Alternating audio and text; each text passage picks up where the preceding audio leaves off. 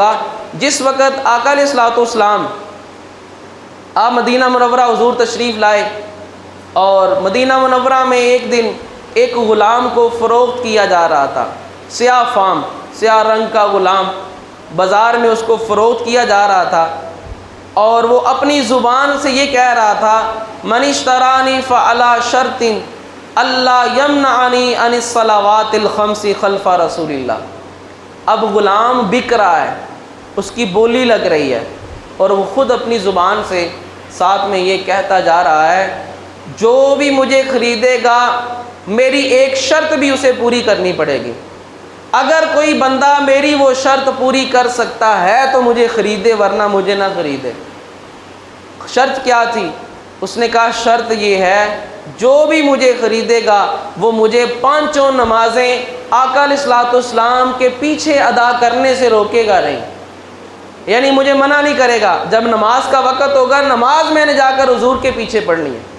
اس وقت نہ مجھے روکے گا، نہ کوئی اور کام کہے گا، نہ یہ کہے پہلے یہ کام کر لو گھر میں ہی نماز پڑھ لینا، نہیں، مجھے نماز پڑھنے سے کوئی شخص روکے گا نہیں، اور نماز بھی میں نے حضور کے پیچھے پڑھنی ہے۔ ایک شخص نے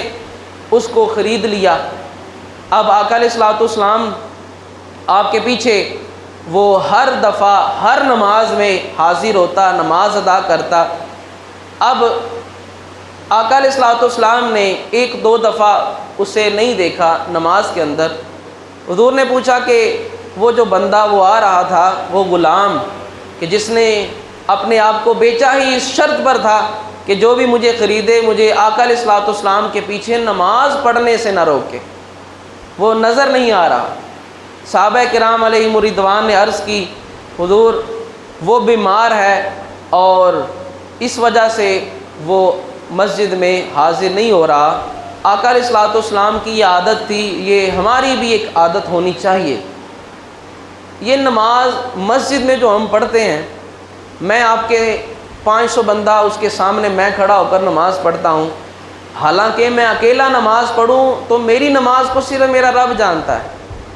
سب کے سامنے سب کو دکھا کر جو میں نماز پڑھتا ہوں، سب کے ساتھ مل کر جو نماز پڑھتا ہوں اس کا 27 درجے زیادہ ثواب ہے۔ بات تو ایک ذہن میں خیال تو آتا ہی ہے، وہی رب ہے جس نے حکم دیا ہے کہ نیکی اس طرح سے کرو، صدقہ اس طرح سے دو، دایاں ہاتھ خرچ کرے کسی اور کو تو دور کی بات ہے، تمہارے بائیں کو بھی نہ بتاؤ، لیکن وہی اللہ کے محبوب کہتے ہیں اگر مجھے حکم ہو اور میرا جی یہ چاہتا ہے میں ایک بندے کو کہوں اذان دے،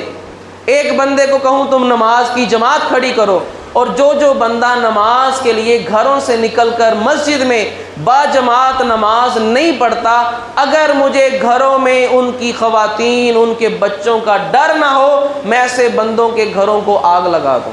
اتنی سختی ہے جماعت کی۔ اب ذہن میں سوال تو ہوتا ہے کہ اللہ اور اس کے رسول نے ہمیں یہ حکم دیا ہے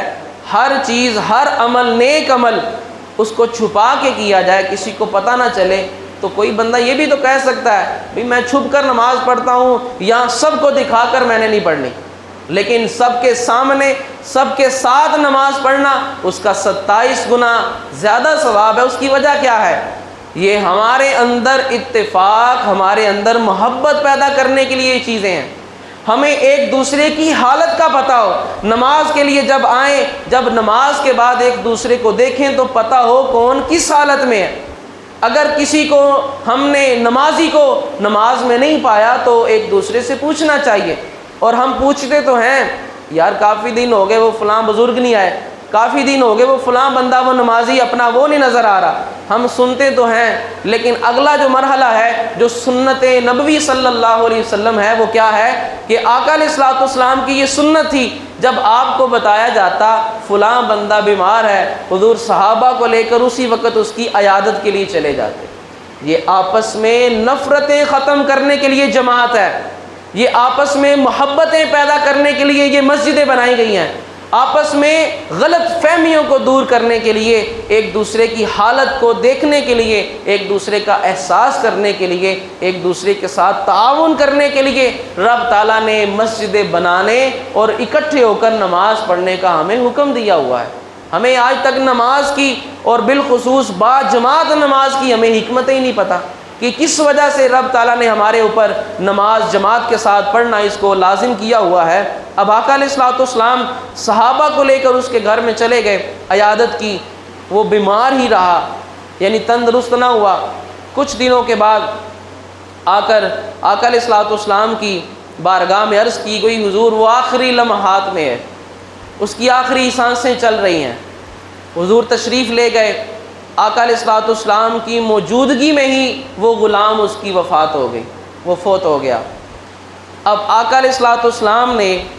اس بات کا ذمہ لیا کہ اس کا غسل بھی میرے ذمے، اس کو کفن دینا، اس کو دفن کرنا بھی میرے ذمے ہے۔ صحابہ کرام علیہ رضوان بڑے حیران ہوئے کہ یہ کوئی مدینے کا کوئی سردار تو نہیں تھا، کوئی مدینے کا کوئی اعلیٰ بندہ تو نہیں تھا، کسی قبیلے کا سردار ہوتا، کوئی اسٹیٹس والا بندہ ہوتا، اس کا کوئی معاشرے میں مقام و مرتبہ ہوتا، پھر تو بات سمجھ میں آتی ہے۔ یہ ایک غلام ہے، کسی کا سیاہ فام حبشے کا یہ غلام ہے، اور آقا علیہ الصلوۃ والسلام اس کی عیادت کے لیے تو آئے تھے، اور حضور نے اس کی تجہیز و تکفین تدفین سب کا ذمہ آقا علیہ الصلوۃ والسلام نے خود لے لیا ہے۔ تو کیا اس بندے کے اندر خوبی تھی، یا کیا یہ معاملہ ہے کہ اللہ کے محبوب اللہ رب العزت نے جن کو اتنا عرفہ و اعلیٰ مقام دیا ہوا ہے، ایک غلام کے لیے اتنا کچھ کر رہے ہیں؟ ابھی یہ بات لوگوں کے ذہن میں آئی تھی، جبرائیل علیہ السلام آپ تشریف لائے اور اللہ کے محبوب کے سامنے قرآن کی سورہ حجرات کی آیتیں پڑھی، یا ایھا الناس انا خلقناکم من ذکر و انثی، اے انسانوں رب تعالیٰ نے تم کو ایک ہی مرد اور ایک ہی عورت سے پیدا کیا۔ آج کچھ چودھری ہیں، آج کچھ وڈیرے ہیں، کچھ نواب ہیں، کچھ سردار ہیں، کچھ بڑے بڑے مقام رکھنے والے ہیں، سب کا باپ بھی ایک ہے آدم علیہ السلام، سب کی ماں بھی حضرت اماں حوا ہیں، ایک ہی ماں باپ سے پیدا ہو کر آج ہم نے معاشرے میں تفریق پیدا کر دی۔ آج کوئی اعلیٰ ہو گیا، کوئی ادنا ہو گیا، آج کوئی عزت والا ہو گیا، کوئی ذلیل ہو گیا۔ ہم نے ہی ایک دوسرے کو عزت بھی دے دی، ہم نے ہی ایک دوسرے کو ذلیل بھی کر دیا۔ لیکن اللہ نے فرمایا، اے لوگو ہم نے تمہیں ایک جان سے، ایک مرد اور ایک عورت سے پیدا کیا، وَجَعَلْنَاكُمْ شُعُوبًا وَقَبَائِلًا، تمہیں ہم نے قبیلے بنا دیا، ہم نے مختلف شاخوں میں تبدیل کر دیا، لِتَعَارَفُوا، تاکہ پہچان ہو جائے یہ کس قبیلے کا ہے، یہ کس برادری کا ہے، صرف پہچان کے لیے، ایک معاشرے میں ایک پہچان کے لیے یہ فلاں برادری کا بندہ ہے، یہ فلاں قبیلے کا بندہ ہے، تاکہ پہچان کرنا آسان ہو۔ میں باہر چلا جاؤں، مجھے کوئی پوچھے کہاں سے ہیں، میں کہوں پاکستان سے ہوں، تو اگر کوئی پوچھے کس شہر سے، میں کہوں میں نے وہ نہیں بتانا، بس پاکستان سے ہی ہوں،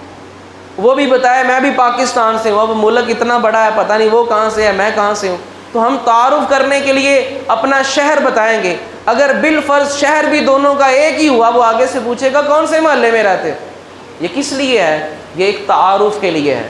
نہ باہر جا کر وہ افضل ہو گیا ہے نہ میں افضل ہو گیا ہوں۔ اسی طرح سب ایک ماں باپ کی اولاد میں سے ہیں، رب تعالیٰ نے اولاد آدم کو ہر ایک کا رنگ مختلف پیدا کیا ہے، یہ اس رب کی دین ہے۔ کسی کو اعلیٰ مقام پر رکھا ہے، کوئی کالے رنگ والا ہے اربوں پتی ہے،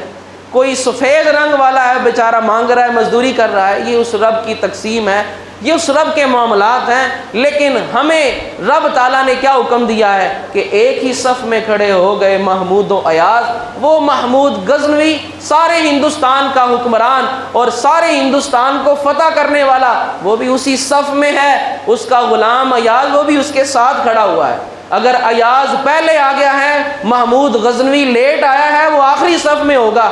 اور ایاز جو ہے پہلے آیا ہے وہ پہلی صف میں ہوگا۔ یہ ہمارے دین نے ہمیں یہ سکھایا۔ یہ جماعت جو رب تعالیٰ نے ہمارے اوپر لازم کی ہوئی ہے، نماز جماعت کے ساتھ مسجد میں آ کر پڑھنا، اس کی یہ حکمتیں ہیں، ہم ان حکمتوں کی طرف نہیں جاتے۔ ان اکرمکم عند اللہ اتقاکم، تمہارے درمیان رب تعالیٰ کے نزدیک عزت اسی کی ہے جو متقی ہے۔ بڑا گورے رنگ کا ہے، بڑا امیر ہے، بڑی اعلیٰ برادری ہے، لیکن حالت کیا ہے؟ دل میں اللہ کا خوف نہیں ہے۔ رب تعالیٰ فرماتا ہے میرے نزدیک اس کی حیثیت مکھی اور مچھر کے پر جتنی بھی نہیں ہے۔ حدیث پاک میں ہے، آقا علیہ الصلوۃ والسلام نے ارشاد فرمایا، قیامت کے دن ایک بندہ آئے گا، قد بھی اس کا بڑا لمبا چوڑا ہوگا، موٹا تازہ ہوگا، لیکن اللہ کے نزدیک مکھی کے ایک پر جتنی بھی اس کی حیثیت نہیں ہوگی۔ کیوں؟ رب تعالیٰ کے نزدیک وہ حبشے کا غلام بھی اگر تقویٰ لے کر آ جائے گا، رب مکے کے سفید رنگ کے سردار ابو جہل پر اس کو فضیلت عطا فرمائے گا۔ اب جس وقت مکہ فتح کیا گیا اور آقا علیہ الصلوۃ والسلام نے